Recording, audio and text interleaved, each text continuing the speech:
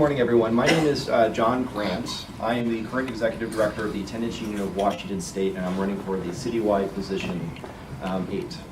So the reason that I am running for City Council is that I believe that we need progressive leadership if there are going to be only 2 citywide seats representing the interests of Seattle. Now, progressive leadership means to me that we need to fight for a lot of things, but at the top of my list is greater affordability, campaign finance reform, and police accountability.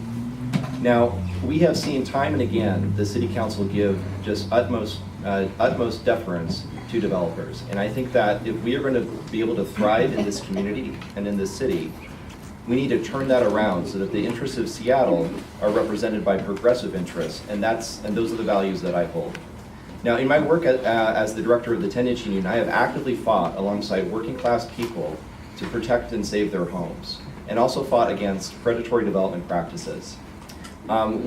Just yesterday, I sat amongst tenants who were suing the city of Seattle and also a major developer, Triad, for the sale of an entire city block of public land that was sold to developers on an illegal permit to build $1 million condos. Now that litigation is ongoing, but it shouldn't take a lawsuit to get the city to use public land in a way to benefit people. And I think what we need to see is a greater use of our public assets that are currently already available to us to build and preserve affordable housing.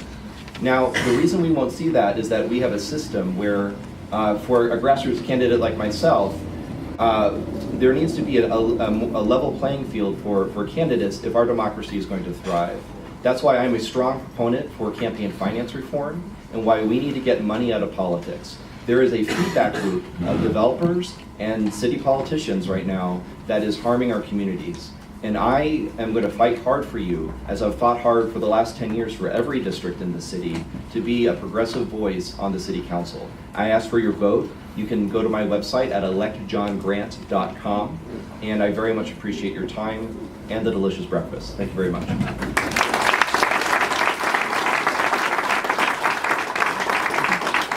Thank you, John. Those of us who run forums love people who don't use all their time. Moving on next, we have Jon Persak.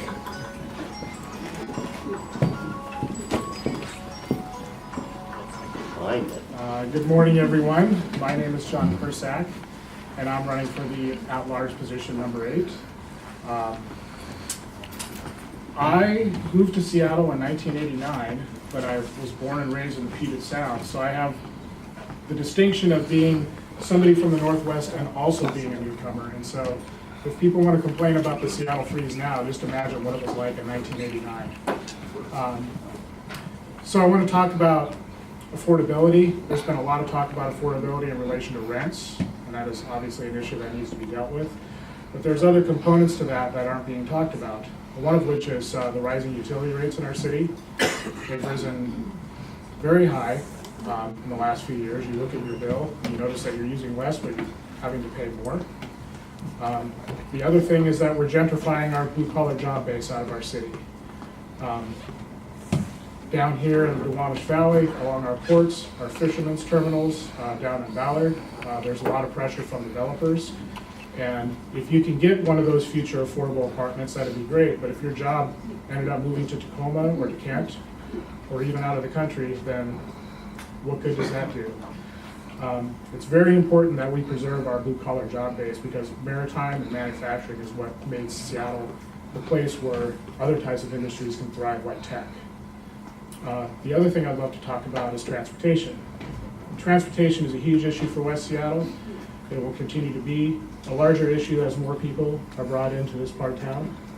And we have to figure out ways to give incentives for people to take other forms of transportation besides driving their cars, not force people out of their cars, but to give incentives so that people say, it's much easier for me to go downtown or to go to work taking another form of transportation than it is to drive my car. So that people who need to drive their cars to get around can do so. And finally, I want to talk about police reform a little bit. There's been a lot of policy changes at the top. There's been a handful of demotions and firings and so forth, but I think in order for police reform to really stick, it has to happen on the community level. And I've been advocating a program where people in neighborhoods can interact with rank and file police officers in a more horizontal fashion where people can see each other, where the police can see the communities that they're actually policing, and where communities can see the stresses that rank and file police officers deal with every day. I'll keep it short as well. My website is jonpersak.com, and you can go up there. I'm also proud to say that I've been endorsed by several maritime unions, and I've also been endorsed by the Longshore Pensioners. So thank you very much for your time.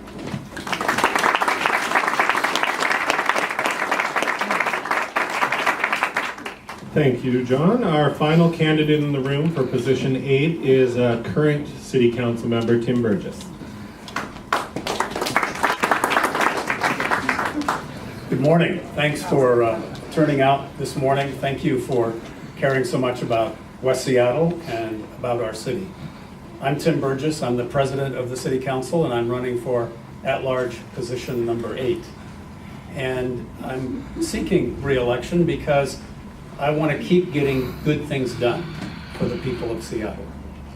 You know, I think we can all agree that we want a city where we can raise our families, where we can get a good education, maybe start a business, and like some of us, grow old and give back to our city. Getting good things done is, I think, what has characterized my time on the City Council and why I want to keep doing this work. Like last year when we crafted the transit expansion measure, which this next June will result in the greatest increase in transit service hours ever in the city of Seattle. That's a good thing for Seattle. Like several years ago when Seattle became the first major city in the US to fully fund the Nurse-Family Partnership, an evidence-based public health home visitation program starts early in pregnancy with moms and goes until the child is age 2. Amazing results, better pregnancy outcomes, fewer emergency room visits, less incidents of abuse and neglect, higher education outcomes for mom and child, and on and on. Just the 4th major city to make that program available to 100% of the qualified moms in Seattle. In the state of Washington, we reached 12% of those moms. Like my chronic nuisance property law, which gave the city extra authority and power to shut down drug houses and motels and nightclubs that were magnets of crime and disorder in neighborhoods. Like my role as the key negotiator on the Paid Sick and Safe Leave Act, which we adopted so that every employee in the city of Seattle, no matter where you work, can have leave to take care of themselves or their children as needed. Like the wage theft law that I wrote several years ago to protect workers from unscrupulous employees that don't pay them the wage that they've earned. Or last fall, perhaps what I think my proudest moment, the Seattle preschool program. A major step forward to provide high-quality preschool to our 3- and 4-year-olds. And why did we do that? We did that because all the evidence, dozens and dozens of studies around the country show that if kids get at least 1 year of high-quality preschool, they're going to do much, much better than their peers who don't. So those are the reasons I'm running. I want to continue doing this good work. Please vote for me. Give me your support, position 8. Thank you very much.